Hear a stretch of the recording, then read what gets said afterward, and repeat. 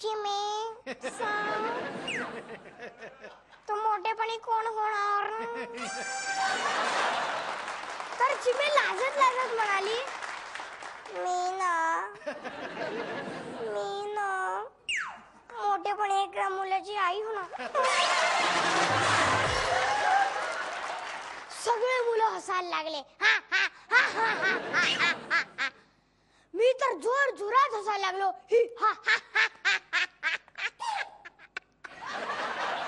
हे बघून माझं असं खिदी हसणं बघून बाईंनी मला उठून विचारलं,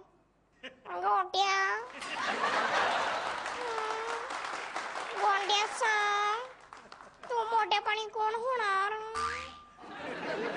मला याचं उत्तर काही देता येत नव्हतं. मग सगळे पोरं माझ्यावर हसायला लागले. त्या दिवसापासून मी गंभीरपणे विचार करायला लागलो की खरंच मोठेपणी आपण काय व्हावं. खूप विचार केल्यानंतर मी ठरवलं की आपण मोठेपणी कवी होणार. मग मला सुचल तशा कविता मी लोकांना सांगू लागलो. एकदा मी दादाच्या मैत्रिणीला कविता ऐकवली. एक वाऱ्याची झुळूक सुगंध तुझा घेऊन आली ताई, मी लगेच ओळखलं तू आजही अंघोळ करून नाही आली.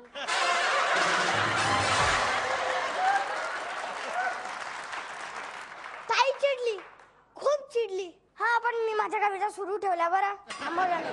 मी कविता केळवाल्या भैयाला पण ऐकवली. 12च्या भावात देतो का केळी तेरा, 12च्या भावात देतो का केळी तेरा, मला जाऊ दे ना गोरी आता वाजले की 12. मग मी असंच कवी बनण्याचा विचार करत होतो तर सगळे लोक असे पळायचे जणू काही असं वाघ जंगलातून आलाय, पळा रे पळा, पळा रे पळा. मग मी तो कवी बनण्याचा पण विचार सोडून दिला. मग मी ठरवलं की आपण डॉक्टर व्हायचं. मग कोणी कुठे असं काही घरगुती उपाय सांगत असेल तर मी तो मस्त लिहून घ्यायचो.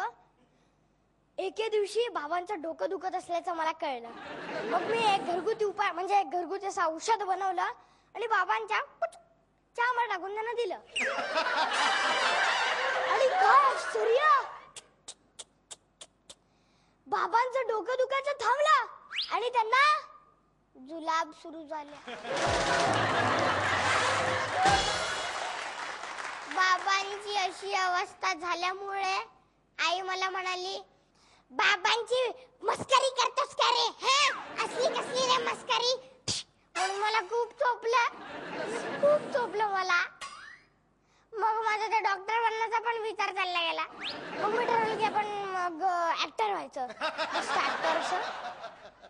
मग मी जिकडे तिकडे असं फिल्मी संवाद बोलू लागलो. स्कूल मध्ये जात असताना मग बाई मला म्हणाल्या, ए बाबा लाईन नीट चाल, नीट चाललंय. मग मी बाईला पण म्हणालो, हम जहाँ खडे होते हैं लाईन वैसे सुरू होतीये. हाय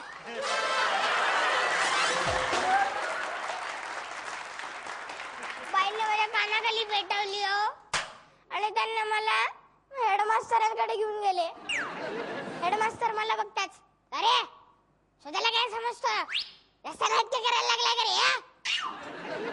मग मी पण हेडमास्टरांना म्हणालो, रिश्ते में तो हम तुम्हारे बाप लगते हैं लेकिन नाम है इंद्रजीत मोरे. चौथी फिल्म. हे ऐकलं बरोबर. हेडमास्टरांनी पण मला लगावली आणि मला खूप साऱ्या उठाबशा काढायला लावल्या. मग नंतर माझा तो ऍक्टर बनण्याचा पण विचार चालला गेला. तर मग मोठे होऊन काय व्हावं. मग मला काही सुचत नव्हतं. मग हा प्रश्न मी घेऊन मग आजीकडे गेलो. मी आजीला विचारला, आजी तू सांग मी मोठेपणे कोण होऊ ग, काय होऊ, मोठं होऊन मी कोण बनू. आजी मला कशी म्हणते, मग कोणीही बन, पण एक मोठा झाल्यावर एक चांगला माणूस बन. ते वाक्य माझ्या मनात कायमचं कोरलं गेलं. तसं तुम्ही तुमच्या मनात कोरून ठेवा आणि माझी आजी जसं सांगते तसं चांगला माणूस व्हायचा प्रयत्न करा.